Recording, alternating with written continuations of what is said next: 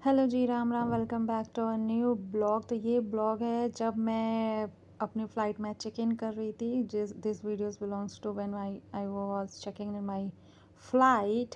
तो मेरा फ़्लाइट था विस्तारा का, एयर इंडिया जो भी हो गया है, या एयर इंडिया जो विस्तारा हो गया है, जो भी समझ लो। तो यहाँ पे मैं चेक इन कर रही थी। ट्रॉली बैग मैंने अपने साथ कैरी किया था क्योंकि ज़्यादा हैवी नहीं था। तो सर बोले कि अपने साथ ही लेके चल।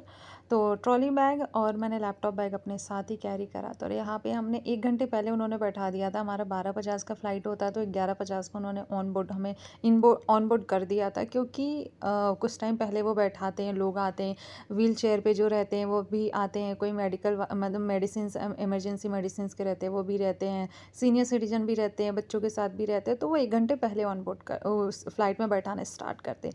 फ़्लाइट में बैठने के बाद यहाँ पे हमारी फ़्लाइट 12:50 की थी, बट वहाँ से टेक ऑन हुआ था फ़्लाइट हमारा 1:05 के आसपास। तो यहाँ पे फ़्लाइट हमारा एकदम टेक ऑन हो गया। बट आप जब भी फ़र्स्ट टाइम फ़्लाइट कर रहे हो, मैं फ़र्स्ट टाइम फ़्लाइट में थी, तो मैं अपना एक्सपीरियंस आपके साथ शेयर करी। जब भी फ़्लाइट टेक ऑन होता है ना, तो क्या होता है कि इतनी तेज़ी से स्पीड होने के बजाय, और ऊपर जब फ़्लाइट ऊपर की तरफ टेक ऑन करता है, तो उसकी वजह से आपके कान ना बहुत सुन्न हो जाते हैं। मेरे दोनों कान एकदम सुन्न हो गए थे। मतलब कुछ मिनट के लिए आपके कान एकदम सुन्न हो जाएगा, वो कुछ भी सुनाई नहीं देगा।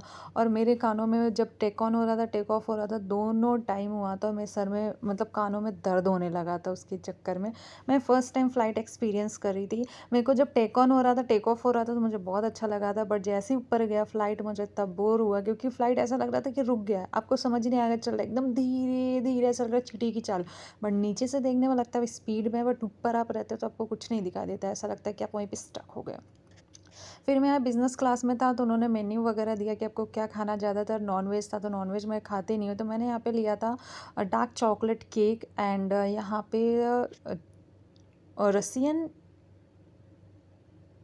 सैलेड था। हाँ, रसियन सैलेड, मुझे इतना सोच के बोला, मुझे याद ही नहीं था। ये कप में जो है रसियन सैलेड है, उधर जो है चॉकलेट था, एंड मैंने लिया था कोक साथ में उसके। तो मैंने यही खाया था, यही सुबह से मैंने एक एक नहीं 2 बजे के आसपास मैंने यही खाया था।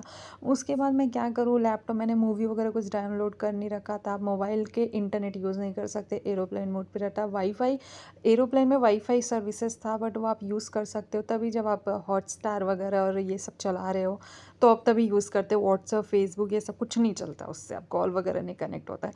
तो मेरे फ़ोन में कुछ था नहीं, तो मैं बाहर के नज़ारे ही देख रही थी, क्योंकि नेचर्स की चीज़ें देखना मुझे बहुत ज़्यादा पसंद है। तो आप में से कितने लोग ये वीडियो देख रहे हो, कहाँ से देख रहे हो, मुझे कमेंट्स करके बताना। अगर इसमें से कोई फर्स्ट टाइम फ़्लाइट कर रहा है तो वो भी बताना।